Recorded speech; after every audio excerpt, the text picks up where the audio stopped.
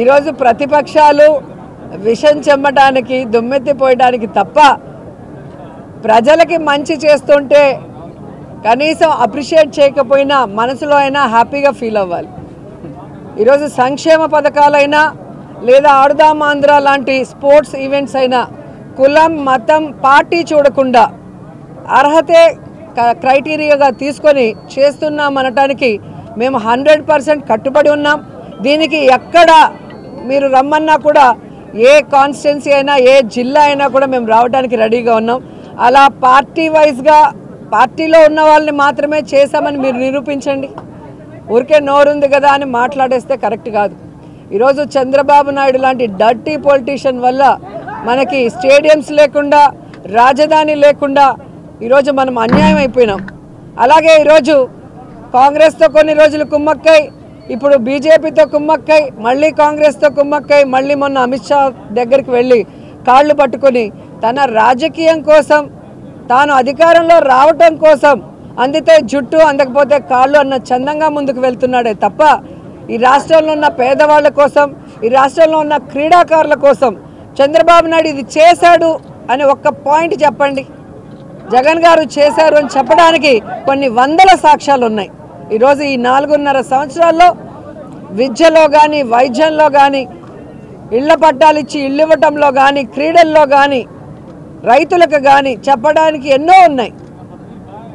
ఈరోజు చంద్రబాబు నాయుడు లోకేష్ని ప్రజలు నమ్మటం లేదు, వారు చెప్పే అబద్ధాలని ఎవరు పట్టించుకోవటం లేదనే ప్యాకేజీలు ఇచ్చి ఈరోజు పవన్ కళ్యాణ్ తీసుకొచ్చి చంద్రబాబు నాయుడు లోకేష్ మాట్లాడిన దాన్నే ఆయనతో మాట్లాడిచ్చారు. పవన్ కళ్యాణ్ చెప్పింది కూడా విని విని బోర్ అయిపోయి అతనికి క్రెడిబిలిటీ లేకుండా పోయిందని ఇప్పుడు షర్మిలమ్మని తీసుకొచ్చి ఆవిడతో కూడా అదే స్క్రిప్ట్ మాట్లాడిస్తున్నారు. ఏ స్క్రిప్ట్ అయితే ఆంధ్రజ్యోతి ఈనాడు రాసిచ్చిందో చంద్రబాబు నాయుడికి, అదే స్క్రిప్టు ఈరోజు 1వ కృష్ణుడు, 2వ కృష్ణుడు, 3వ కృష్ణుడు, 4వ కృష్ణుడు అని ఒక్కొక్కరుగా వచ్చి మాట్లాడటమే తప్ప ఈ మాట్లాడే వాళ్ళందరూ కూడా నాన్ లోకల్ పొలిటీషియన్స్. హైదరాబాద్లో కూర్చొని వాళ్ళకి పని పాట లేనప్పుడు టైంపాస్కి ఆంధ్రప్రదేశ్కి వచ్చి మాట్లాడే మాటలు ఇవని ఈ రాష్ట్రంలో ఉన్న ప్రజలందరూ కూడా గమనించారు. కాబట్టే వారి మాటలను ఎవరు కూడా పట్టించుకునే పరిస్థితి లేదు. ఖచ్చితంగా ఆవిడ మాట్లాడే ప్రతి మాట కూడా చంద్రబాబు నాయుడు మాట్లాడుతున్న మాటలే దానికి నిదర్శనం. అండ్ ఈరోజు మీరు చూస్తే షర్మిల గారికి తెలంగాణ బిడ్డని, తెలంగాణ ప్రజల కోసం జీవితాంతం సర్వీస్ చేస్తానని వైఎస్ఆర్ తెలంగాణ పార్టీ పెట్టినావిడ ఈరోజు ఆ పార్టీని గాలికి వదిలేసి ఆంధ్రప్రదేశ్కి వచ్చి ఇక్కడ జగనన్నను తిట్టాల్సిన అవసరం ఏమొచ్చిందో ఒకసారి మీ అందరూ కూడా ఆలోచించాలి.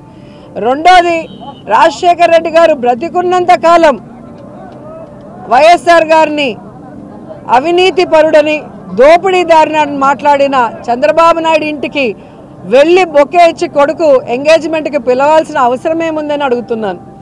అలాగే వైఎస్ఆర్ పంచలూడ తీసుకొడతానన్న పవన్ కళ్యాణ్ ఇంటికి వెళ్ళి మిలాఖత్ చేసుకొని ఆయన ఎందుకు పిలవాల్సి వచ్చిందో చెప్పాల్సిన అవసరం ఉంది. అలాగే ఏ రేవంత్ రెడ్డి గారిని అయితే ఇదే షర్మిలమ్మ మాట్లాడింది, కాంగ్రెస్లో ఏముంది, ఒక దొంగ ఉన్నాడు రేవంత్ అనే దొంగ అనింది. మరి దొంగ అన్న వ్యక్తిని ముఖ్యమంత్రి అవడానికి అర్హత లేదు, రేవంత్ ముఖ్యమంత్రిని కానీకుండా నేను చూస్తానని శపథం చేసిన ఆవిడ ఈరోజు ఎందుకు వెంటనే రేవంత్ ఇంటికి వెళ్లాల్సిన అవసరం ఏమొచ్చిందో అడగండి. తెలుగుదేశం పార్టీ కోవట్టన్న రేవంత్తో ఇన్ని మిలాఖతులు చేసి ఈరోజు జగన్ గారి మీద విషం చిమ్ముతుంటే షర్మిలమ్మని ఏమనాలో ఒకసారి మీ అందరూ కూడా ఆలోచించాలి. ఇదంతా గూడు పుటాని జగనన్న మీద విషం చిమ్ముతూ జగనన్న ఓట్లని డివైడ్ చేసి జగనన్నని ఓడించి చంద్రబాబు నాయుడిని సీట్లో కూర్చోబెట్టాలన్న తపన తప్ప ఈ బ్యాచ్కి ఈ రాష్ట్రానికి అభివృద్ధి చేయాలని, ఈ రాష్ట్ర ప్రజలకి మంచి చేయాలన్న ఆలోచన ఎవరికీ లేదు. ఈరోజు షర్మిల గారి పరిస్థితి ఎలా అయిందంటే వినేవాడు వెర్రోడైతే చెప్పేవాళ్ళు షర్మిలమ్మ అన్నట్టుగా ఉంది. ఆఖరికి నగిరికి కూడా వచ్చి మాట్లాడెళ్ళింది.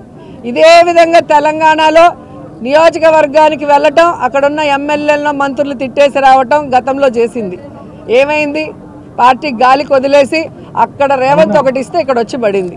మళ్ళీ ఇక్కడ ఒక్కొక్క కాన్స్టిట్యున్సీకి వెళ్ళి ఇలాగే పిచ్చి వాగుడు వాగుతుంది. ఈరోజు రాజశేఖర్ రెడ్డి గారి బిడ్డ అని చెప్పుకుంటే తప్ప నీకు గుర్తింపు కూడా లేదు.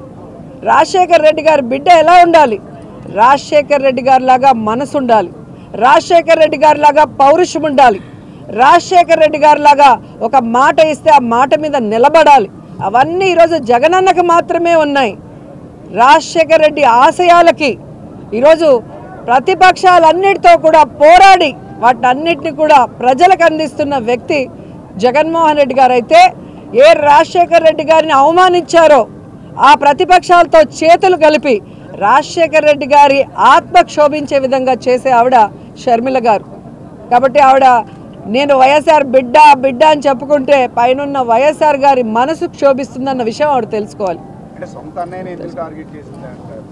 తెలుగులోనేగా చెప్పాను. ఇప్పుడు ఇంతవరకు లేదు కానీ ఇన్నాళ్ళు తెలంగాణలో ఉంటారు. తెలంగాణలో ఇప్పుడు సడన్ గా ఎలక్షన్ ముందు ఇక్కడికి రావడానికి గల కారణం అది అన్నయ్యనే టార్గెట్ చేసి అదే కదా ఇప్పుడు చెప్పింది తెలుగే కదా, మీకు తెలుగు అర్థం కాదా? టార్గెట్ చేయడం వెనక కారణం ఇప్పుడు రాజకీయాలు కలిసారు. ఓకే, వాళ్ళిద్దరు ఒకే కుటుంబం ఒకే తండ్రి. అదేగా చెప్తున్నాను, దేనికి కలిసారో చెప్పాను. ఇప్పుడు రాజకీయాల కోసమే కలిసిందంటారు అంతే, 100% అంతే కదా, వేరేముంది ఇక్కడ? వైఎస్ఆర్ గారి పేరుతో ఒక పార్టీ పెట్టి ఆ పార్టీ కోసం ఎన్ని కష్టాలు వచ్చినా, ఎన్ని అవమానాలైనా, ఎన్ని తప్పుడు కేసులు పెట్టి జైల్లో పెట్టినా ఏ రోజు ఎవరికి తల ఉంచలేదు, ఎవరికి చేతులు కలిపి ప్యాకేజీలు తీసుకోలేదు జగన్మోహన్ రెడ్డి గారు. కానీ వైఎస్ఆర్ తెలంగాణ పార్టీ అని పెట్టి దాన్ని గాలికి వదిలేసి ఏ వైఎస్ఆర్ గారిని చనిపోయిన తర్వాత ఎఫ్ఐఆర్లో పెట్టారో, ఏ వైఎస్ఆర్ గారు అభిమానించే ఈ రాష్ట్రాన్ని ముక్కలు చెక్కలు చేసి అన్యాయం చేశారో, ఏ వైఎస్ఆర్ కుటుంబాన్ని చీల్చి ఈరోజు వేడుక చూస్తున్నారో ఆ కాంగ్రెస్లోకి వెళ్ళి ఈరోజు ఆవిడ మాట్లాడుతుంటే జగన్ గారి గురించి ఇంకా ఇంతకన్నా సాక్ష్యం ఏముంది? ఆవిడ కేవలం రాజకీయం చేయడానికే ఆంధ్రప్రదేశ్కి వచ్చింది తప్ప నిజంగా ఆంధ్రప్రదేశ్ మీద ప్రేమ ఉంటే గతంలోనే ఇక్కడ పార్టీ పెట్టుకొని ఇక్కడే తిరుగుండొచ్చు కదా.